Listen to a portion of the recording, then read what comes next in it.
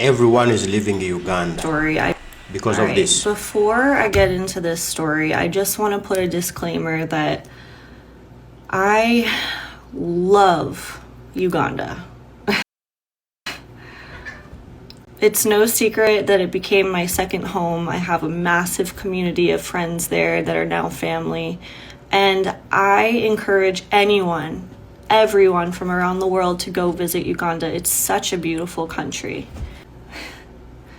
However, as someone who is really trying to build a life and build a future in Uganda, I do want to talk about one of the reasons that led me to leave. It's a bit unfortunate, and I do realize that there's probably a lot of people, especially small companies, who have been through situations very similar to this, and I think it's time that we talk about it. In 2024, the Uganda Tourism Board emailed my virtual reality company, which I have set up with my Ugandan co-founder. They reached out to us because they wanted to hire us to come with our virtual reality headsets and our virtual reality content that we created on our own funding of a Mukshun Falls safari experience. They wanted us to come to Poate 2024 and give demos to all of the people coming for the expo over the course of 2 days. So we told them, yes, absolutely. We said, this is our fee. We said, please put this in writing in an email. Because we know how things can be. So they emailed us, they confirmed what our payment was gonna be, that we had to work there for 2 full days. We went, we worked. I personally spent over 500,000 Ugandan shillings paying my team on the ground, paying for some chargers and battery equipment that was necessary. I paid for transportation, paid for lunch. So I spent quite a bit of my own money so that my team could do this job. UTB used our services for 2 straight days, and that involved 4 different team members, including myself, working over the course of those 2 days. They also posted tons about our virtual reality experience all over social media, in the local news. So they really used us online and in person to make a good impression, including with international diplomatic figures. It is now January of 2026, and to this day we have not been paid. We have gone personally, either myself or my co-founder, probably over 10 different times directly to the Uganda Tourism Board office. All right, now you've heard that people are leaving Uganda because of what's going on.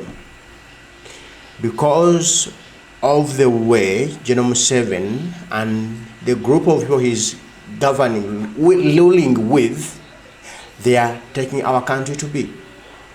What's happening to those who are opposing what Genome 7 is doing? Peace-free.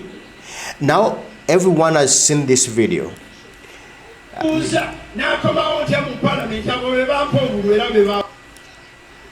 Everyone has seen this video of Babi Kyagulanyi Sentamu, the wife to Bobi Wine. What happened to her? These people were drunk and they were very provocative. One of them asked me in Minneapolis how I could end up marrying a traitor of Uganda as if I never saw Minneapolis to marry. Yesterday, the group that came to raid our home was a different group.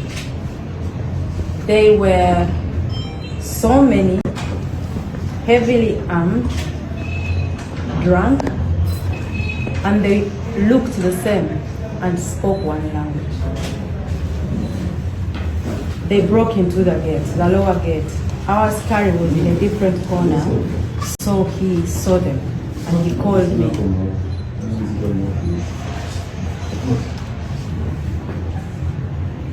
Our askari saw them and called me. I had already gone to bed. I was just preparing to read like 1 page of my book and then sleep. The askari called me and said, these men are many and they are coming in this time.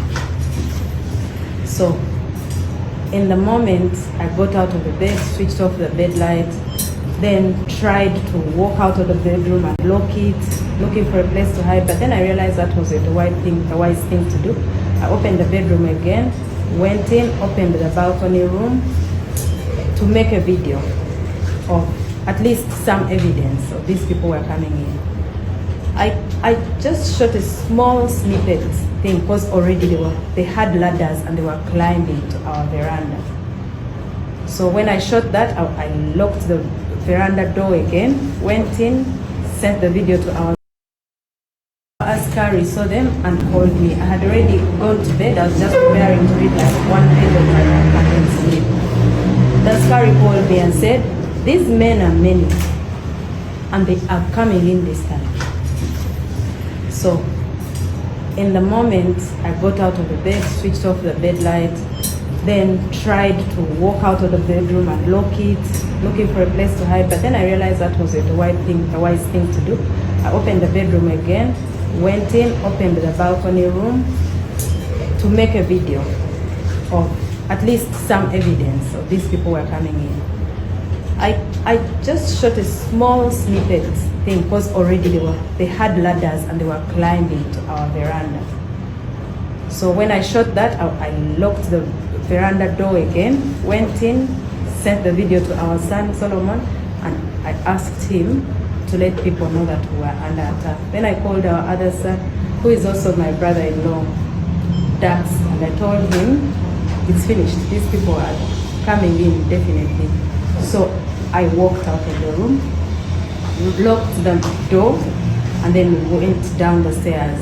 When I reached the stairs and looked in the window, there was this big group of men. Every window had like 10 men in it. And they said, open the door. They said it in Lunyankore. I replied in Lunyankore and said I was not going to open. So I passed the stairs, went to the general bathroom, locked the door and called our neighbor, one of our neighbors. And I said, we have a problem here, let everybody know. Then I came out of the room. When I came out of the room, they were already coming into the sitting room. They had finished breaking everything. There were so many, very many. They went to all directions of the house. Ceiling, rooms, kitchen, outside in the compound, on the verandas, my bedroom, kids' bedrooms, bathrooms, everywhere. They were everywhere. They were very many. In that moment, they did not allow me to follow anybody where they were. One of them told me to give them my phone. He came and sat behind me, told me, give me your phone. I gave it to him from this angle. He put it in front of me and said, give me the password in Runyankore. And I said back, I'm not giving you the password.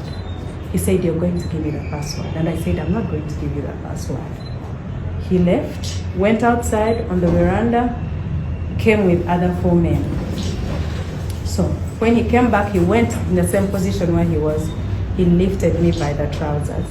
I was wearing 90 trousers and a shirt. He lifted me by the trousers, lifted me up, and then the one who was standing in, and then he told me, give me the password. And I told him in his face, I will not give you the password. The one who was behind here pulled my shirt. So now I was between 2 men. One was strangling me and one was pulling my shirt from there. And you know how the button chokes you here? So the button was choking me. I kicked the man who was in front of me. And when I kicked him in someplace very hurtful, and he walked away, then this one pulled me and all the buttons broke. Then he stayed with the shirt in his hands. So I walked across the room naked. Now, in that room, there were so many men. Some of them just shied away and looked to the side. Some of them kept looking, and there was one sober one. And he said in Uganda, nedda, Mama Mudize, esati ye ayambale. It was on the floor. One of them picked it and said, wanike mikono oyambale sati. And I said, no, give me the shirt, I'll dress myself up. He gave it to me. In that moment, The other guy who took my phone and who tore my shirt in the beginning came back and held me by my hair. It was plaited like this last night. He held me by my hair and pushed me all the way up to a pole across in the sitting room, and I hit my lip. And then he told me, bring the password. I said again, there's no password for you. Then he pulled me down on the floor and they sat on me. I felt as if 4 bodies sat on me. There was someone I think was overseeing everything. He told them, what's happening here? Leave her. Then they went. I sat on the floor, and in that moment I felt thirsty, I felt nauseous, I felt dizzy, my body was confused. I asked for water. They brought me a glass of water. I asked for more water. They gave me another glass. And that was the last that I remember of that event. The next moment that I got to realize, I was on the veranda sleeping in my own vomit. The askari and the other boy organized and drove me to hospital. So they left you in your house when you were unconscious? They left me in my house. In my house or on the veranda, because when I realized I was outside on the veranda, sleeping in my own vomit. So all this while, they were asking me where my husband was. Where is your husband? I said, I don't know where he is. They asked me, did you think you'd bring your brother here to run on Kampala MP and win? That's not how you come and conquer it. I don't have a brother that ran for any position. They kept asking the askari, where are the children? They beat him. Beat him here on the face. He has another cut on the head. They asked him where the children. He said he didn't know. They asked him where the basement was. Where is the basement? He said, I'm new here. I don't know if there is even a basement here. So they collected everything. Phones, laptops, electricity, chargers, AirPods, anything electrical. They took away our camera system. They went to the ceiling, picked it, broke everything down, left us in the dark, and went. Do you think this man could have been sent by General Motors? General Motors has given my husband an ultimatum of 48 hours. Sometime 3 days ago now. Okay, it's past 48 hours. And he told him to come out of the latrine if that's where he was hiding. Then he said, I am looking for you, and when I find you, I'll treat you the way they treat, was it rebels? Was it some outlaws, yes, outlaws. So if someone threatens you to that extent, and they are in an office of power, and they're in control of the army and all the army outfit, how could you say they're not the one that saved those people? What message do you have for your husband wherever he is? He should just do his thing. He shouldn't worry about me. As soon as the doctor says I am good to go, I'm going back to our home. Relax. I am going to be fine. I shouldn't be the reason you leave. You're hiding. You should come at your own timing and when you feel safe. Otherwise, I'm okay. These people were drunk and they were very provocative. Okay, now because of that, no one who can stay in a country humiliates its own citizens. If the so-called leaders can humiliate their own citizens, what about you, a visitor? So this is the main reason why everyone is leaving Uganda, and many are leaving. Even you, a citizen, you are soon leaving if you don't rise up and fight for your country.